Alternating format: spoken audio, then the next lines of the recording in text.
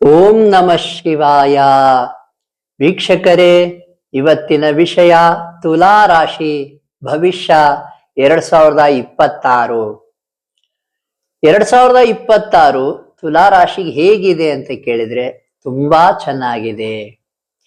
ಎಲ್ಲರಿಗೂ ಹೊಸ ವರ್ಷದ ಭವಿಷ್ಯ ತಿಳ್ಕೊಬೇಕಂತ ಆಸೆ ಇರುತ್ತೆ. ತಿಳಿಸ್ತಾ ಇದ್ದೇವೆ. ಗುರುಗ್ರಹದ ಚಲನೆಯ ಮೂಲಕ ಮತ್ತು ಶನಿ ಗ್ರಹದ ಚಲನೆಯ ಮೂಲಕ ಎರಡೂ ಗ್ರಹಗಳನ್ನ ಚಲನೆಯ ಆಧಾರದ ಮೇಲೆ ವಿಶ್ಲೇಷಣೆ ಮಾಡ್ತಾ ಇದ್ದೇವೆ. ಗುರುಬಲ ಇದೆಯಾ ಅಂದ್ರೆ ಹೌದು, ನಿಮಗೆ ಗುರುಬಲ ಅದ್ಭುತವಾಗಿದೆ. 9ನೇ ಮನೆಯಲ್ಲಿ ಅಂದ್ರೆ 9ನೇ ರಾಶಿ, ತುಲಾ ರಾಶಿಯಿಂದ 9ನೇ ರಾಶಿಯಲ್ಲಿ, ಮಿಥುನ ರಾಶಿಯಲ್ಲಿ ಗುರು ಚಲಿಸ್ತಾ ಇದ್ದಾನೆ. ತುಂಬಾ ವಿಶೇಷವಾದ ಅಂಶ ಇದು. 9ನೇ ಮನೆಯಲ್ಲಿ ಭಾಗ್ಯೋದಯವಾಗುವ ಕಾಲ ನೋಡಿ. ತುಲಾ ರಾಶಿಯವರಿಗೆ ಮಿಥುನ ರಾಶಿಯಲ್ಲಿ ಗುರು ಇದ್ದಾಗೂ ಕೂಡ ಸಕ್ಸಸ್ ಇದೆ. ಮೇ ನಂತರ ಜೂನ್ ನಲ್ಲಿ ಗುರು ಕಟಕ ರಾಶಿಗೆ ಪ್ರವೇಶ ಮಾಡ್ತಾನೆ. ಆವಾಗ ಇನ್ನೂ ಹೆಚ್ಚು ಒಳ್ಳೆಯದಾಗ್ತದೆ. ಮತ್ತೆ ನೆಕ್ಸ್ಟ್ ಇಯರ್ 2027 ಕೂಡ ಅವ್ರಿಗೆ ತುಂಬಾ ಚೆನ್ನಾಗಿದೆ. ಒಟ್ಟಾರೆಯಾಗಿ ಇನ್ನು 2 ರಿಂದ 2.5 ವರ್ಷಗಳ ಕಾಲ ಗುರುಬಲ ಅದ್ಭುತವಾಗಿದೆ ತುಲಾ ರಾಶಿಯವರಿಗೆ. ಗುರುಗ್ರಹ 9ನೇ ಮನೆಯಲ್ಲಿದ್ದು ನೋಡಿ, ನಿಮ್ಮ ತಂದೆಗೆ ಒಳಿತಾಗುವ ಸಮಯ. ತಂದೆಯ ಪಿತ್ರಾರ್ಜಿತ ಆಸ್ತಿಗಳು ಏನಾದ್ರೂ ಬರೋದಿದ್ರೆ ಅದು ಬರುತ್ತೆ ನಿಮಗೆ.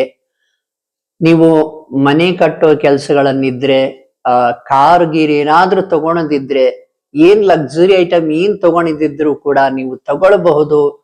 ತುಂಬಾ ಸಕ್ಸಸ್ ಇದೆ.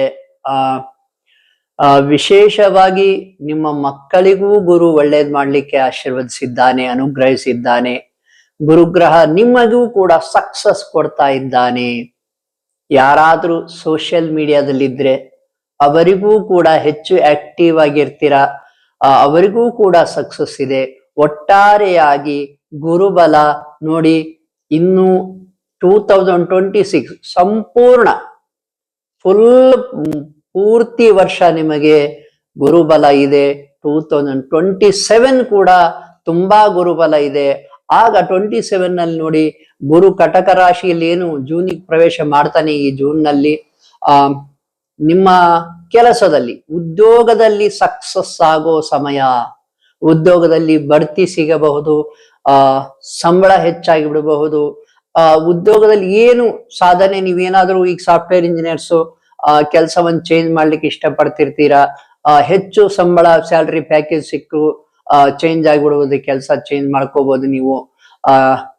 ಕಟಕ ರಾಶಿಗೆ ಬಂದಾಗ ಗುರು ಇನ್ನೂ ಹೆಚ್ಚಿನ ಸಕ್ಸಸ್. ಈಗ ಕೂಡ ಸಕ್ಸಸ್ ಇದೆ, ಮೇವರೆಗೂ ಕೂಡ, ಜೂನ್ ವರೆಗೆ. ಜೂನ್ ನಂತರವೂ ಕೂಡ ಸಕ್ಸಸ್ ಇದೆ. ಇಡೀ ಪೂರ್ತಿ ವರ್ಷ 2026 ಗುರು ನಿಮಗೆ ತುಂಬಾ ಅನುಗ್ರಹಿಸ್ತಾ ಇದ್ದಾನೆ, ಆಶೀರ್ವಾದಿಸ್ತಾ ಇದ್ದಾನೆ. ಆಶೀರ್ವಾದದಿಂದ ಚೆನ್ನಾಗಿರ್ತೀರಾ. ಏನಾದ್ರೂ ಒಳ್ಳೆ ಕೆಲಸಗಳಿದ್ರೆ, ಮಕ್ಕಳ ಮದುವೆ ಮಾಡೋದು ಅಥವಾ ನಿಮ್ಮ ಮದುವೆ ಇದ್ರೆ ನೀವು ಸಕ್ಸಸ್ ಸಿಗುತ್ತೆ ಇದರಲ್ಲಿ ಅಂತ ಹೇಳ್ತೇನೆ.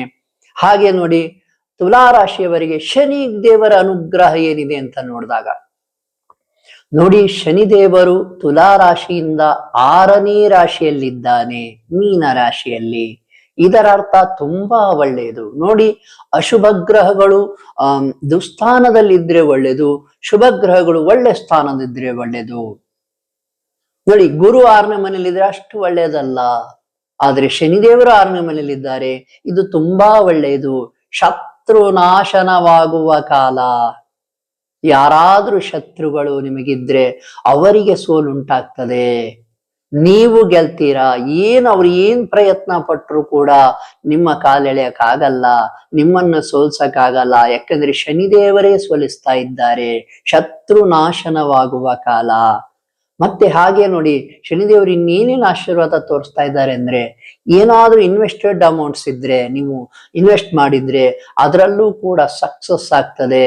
ದೇವತಾ ಕಾರ್ಯಗಳಿಗೆ ನೀವು ನೋಡಿ, ದೇವಾಲಯ ದರ್ಶನಗಳು, ಹೀಗೆಲ್ಲ ಒಂದು ದೈವ ಸಂಬಂಧಿ ಖರ್ಚು ಬರಬಹುದು ಮತ್ತು ಒಳ್ಳೇದಾಗ್ತದೆ ಕೂಡ ಅದರಿಂದ.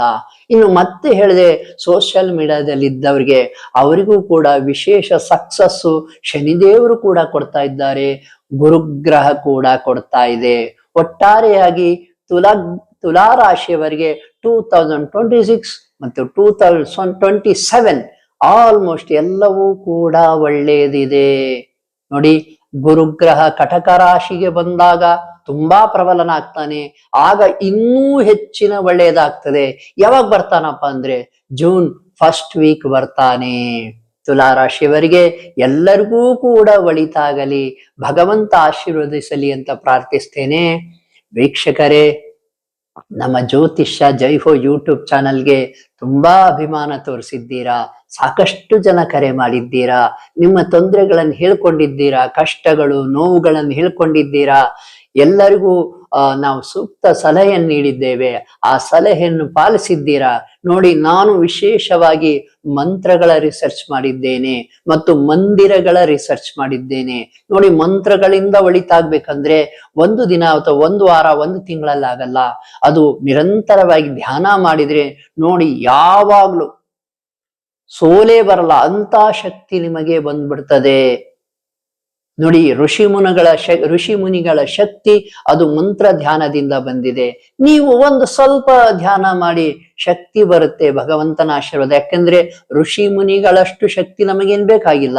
ನಮ್ಮ ಸಂಸಾರ, ನಮ್ಮ ಕುಟುಂಬ, ನಾವು ಸಕ್ಸಸ್ ಆಗಿ ಏನ್ ಮಾಡ್ಬೇಕು ನೋಡಿ, ಅಷ್ಟು ಶಕ್ತಿ ಇದ್ರೆ ಸಾಕು. ನೋಡಿ, ದಿನವೂ ಒಂದಷ್ಟು ಧ್ಯಾನ ಮಾಡ್ಬಿಡಿ. ಒಂದು 10-15 ನಿಮಿಷಗಳ ಕಾಲ ಧ್ಯಾನ ಮಾಡಿದ್ರೆ ಸಾಕು, ಭಗವಂತ ನಿಮಗೆ ಅನುಗ್ರಹಿಸುತ್ತಾನೆ. ನಿಮ್ಮ ಜಾತಕದಲ್ಲಿ ನೋಡಿ ಏನು ನ್ಯೂನ್ಯತೆ, ಏನು ತೊಂದರೆ ಇದೆ, ಅದರ ಅನುಸಾರವಾಗಿ ನಾವು ಮಂತ್ರಗಳನ್ನು ಹೇಳ್ಕೊಡ್ತೇವೆ, ಪೂಜೆಗಳನ್ನು ಹೇಳ್ಕೊಡ್ತೇವೆ. ಪಾಲಿಸಿ.